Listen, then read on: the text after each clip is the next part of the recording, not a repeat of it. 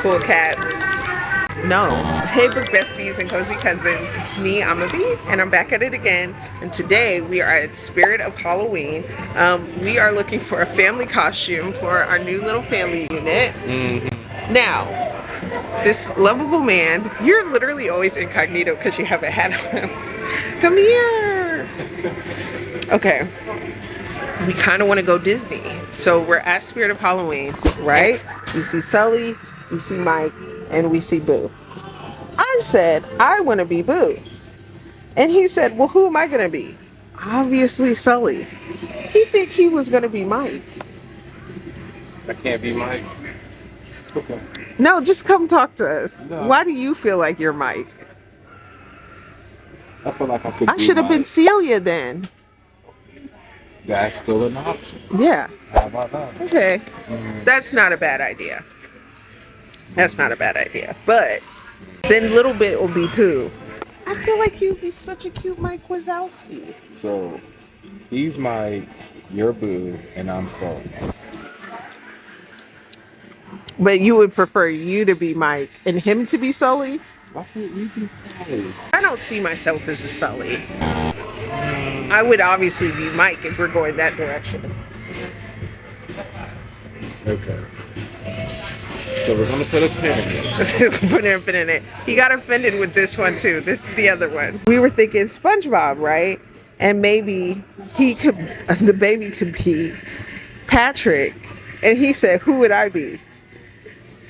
SpongeBob. Let's get serious, friends. Let's get serious. He was over me. He said, let's table it.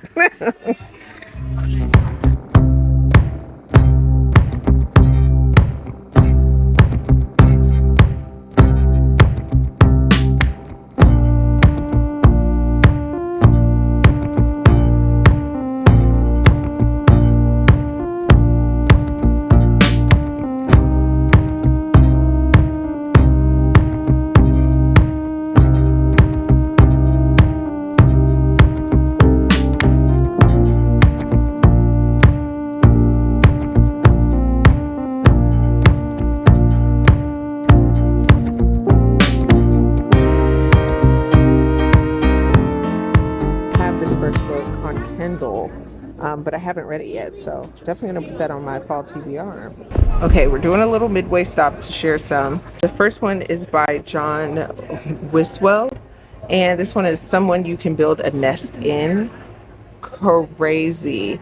This is about a shapeshifter that takes some parts of a past meals and puts it together to pretend they are somebody, and then a human comes and nurses them back to health, and they fall in love with them and realize that they could put their nest in them and the young would eat them. What?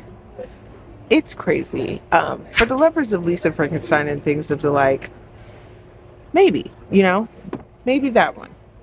Ara Lee Wallace, The Late Night Witches. This one, it just sounds good. Witchy family having to slay a vampire. Why not? Why not? The next is Witch You Wound, Witch You Would by Leah Amandor.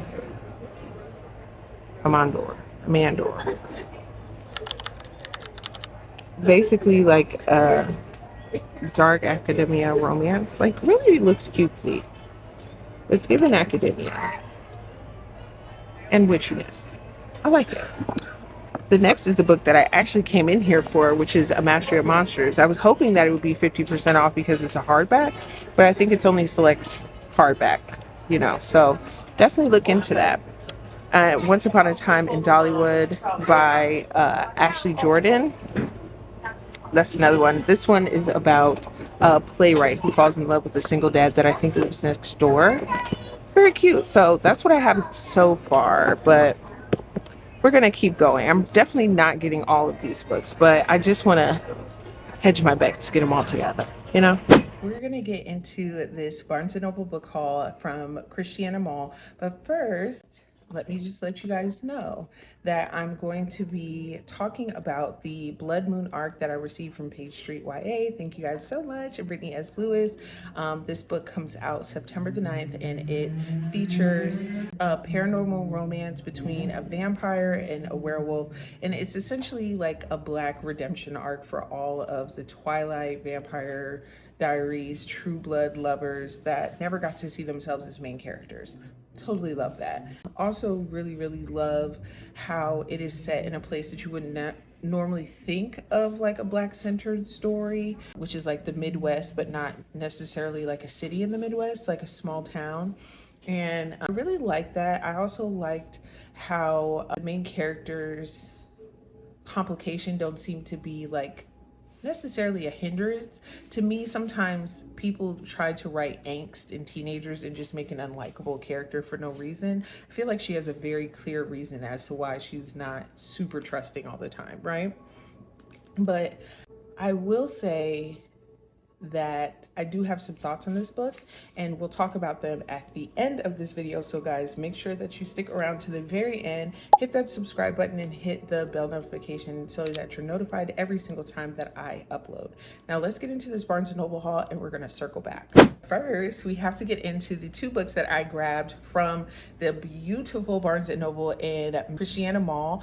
It is 2 floors. It's so nice. If ever you are like traveling through northern Delaware, that's definitely a great place to stop. But we got 2 creepy crawly fall reads and one that I actually brought. I'm currently out of town. I'm at my mother-in-law's house, and I decided to go to Barnes & Noble yesterday. We got some new books. You guys know I have to share new books with you guys, but first is the book that I actually had. I only had 1 book to check out. I had a whole big pile yesterday, but I ended up only picking 1 out of the pile because I was just like, I'm gonna get all these books and then they're gonna be 3 stars for me. They're not books that I'm like super interested in.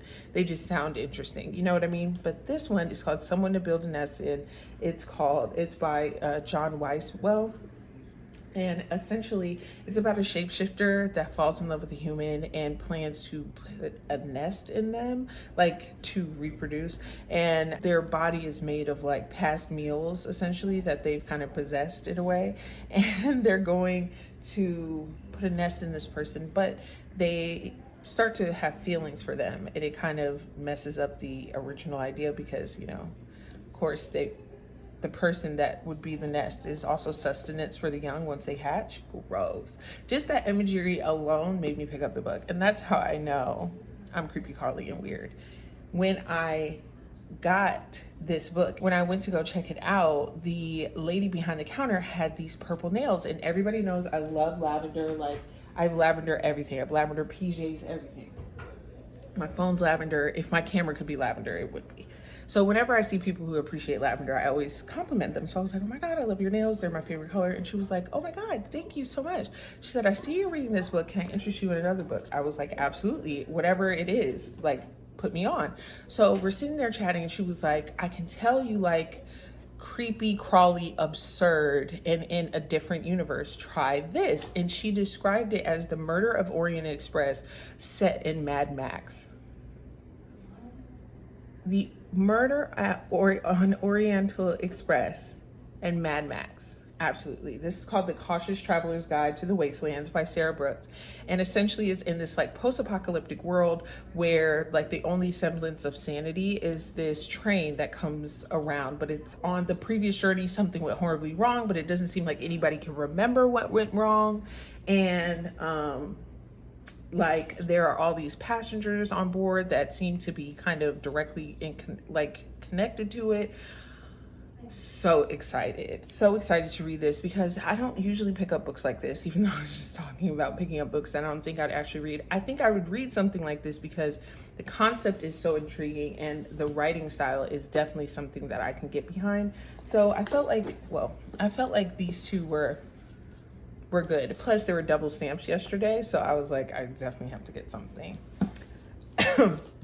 Something that was so funny that I was telling my husband was that when we walked in, you guys know how like, and it's different in every Barnes & Noble, but Barnes & Noble usually puts out the hardcover, right? They put the hardcover version out because there is a 50% off hardcover sale. all of the display tables were paperback. So I was telling my husband, have you noticed that all of these are paperback? And he was like, yeah. I was like, it's because there's a hardcover sale. It's 50% off. So if you're interested in the Barnes & Noble 50% off sale, make sure you click my like to know it link down below so that you guys can shop it online, in person, whatever have you. If you order it online and pick it up in person, you know, you're still supporting the queen, so I love that. But I picked this up the last time I was in Barnes & Noble in my hometown, and this is called In the Company of Witches by R.L.E. Wallace, and essentially it's based like in this witchy B&B, which kind of gives me practical magic vibes. The main character lives in there with like her witchy magical aunts, and there's a murder that happens, and she has to investigate in a like magical, charming, cozy mystery kind of way.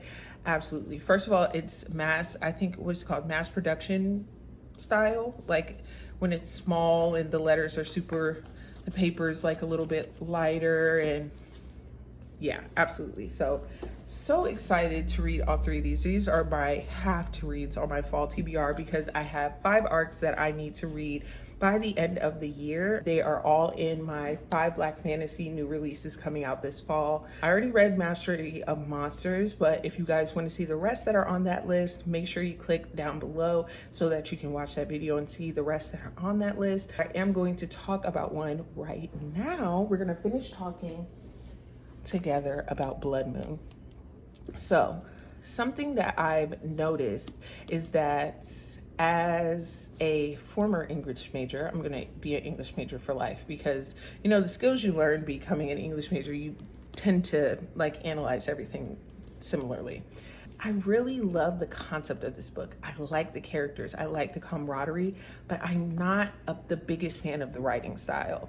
I feel that it suffers from something that happens when you're, and this sounds so crazy, but walk with me here. This thing that happens when you love English too much and you tend to write in cliches instead of your voice, if that makes sense. Now, would I recommend this book? Absolutely, because the writing style might totally be your forte. Like, I'm more of a show versus a tell. Like, that's why I struggle with Stephen King books, because there's so much description that we're not actually in the action. We're observing the action. That's how I always describe it. The writing style that I like, I want to be in the action. I want to be in the moment, while I feel like these come from like a bird's eye view. And it's not only the narrator thing, because some people will say, oh, well, then you like first person instead of third person, omniscient or limited. And it's like, no, there are third person stories that are like pack a punch, you know what I mean? But I think sometimes the extra flowery language and the extra like, isn't this phrase so clever and sounds so interesting, it takes away from it. I think somebody who does this skillfully, who has flowery and is pushing the story forward, you're in the story, but it's also third person, is Kennedy Ryan. Like, Kennedy Ryan does that well, but she only writes contemporary romance, and I think, yeah, contemporary romance. So the thing about that is that you're not getting the fantasy element. So I don't know. I think that Brittany is trying to build a world in this, because I know that there's a sequel, but I don't know. It's just now starting to pick up. I think the pace is kind of slow because of the writing style to me. But I am still really, really looking forward to it because it is an interesting concept. The characters are interesting and I care about them. You know what I mean? So I keep checking in, but I do notice that I'm reading smaller chunks than I usually would. Like, this is only $3.90. I could get through this in 4 days. You know what I mean? But it's taken me probably a week and a half, because it's a little bit slower. And I think that was what happened with The Dark Place and the first one. I never remember what that one is called. But for me, I have both of them, and I think I've only read 20 pages of it because it is so slow, because we're looking at something from a bird's eye view versus being in the moment with the character. You know what I mean?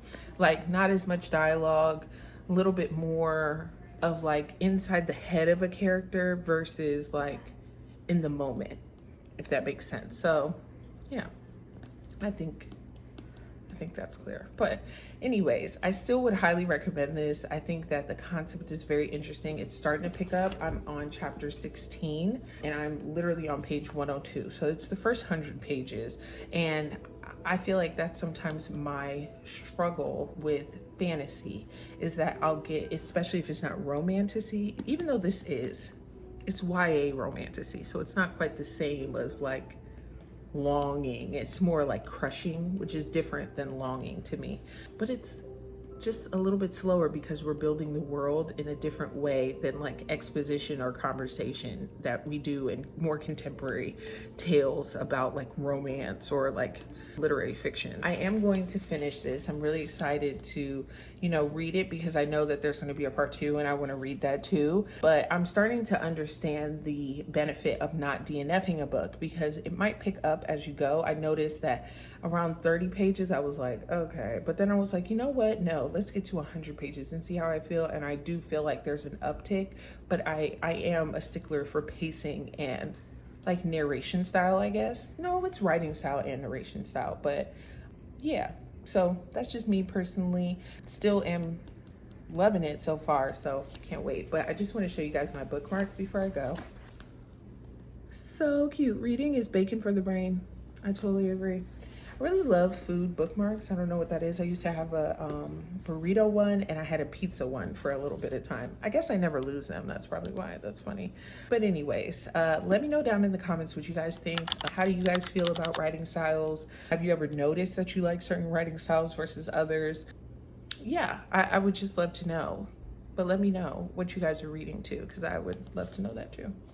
Well, thank you guys so much for watching. I will see you guys next week. We're back to regular programming, so I promise no more big breaks. But thank you guys again so much for watching. If you haven't already, make sure to hit that subscribe button and watch another video. They're going to be linked right here, so you know, or right here.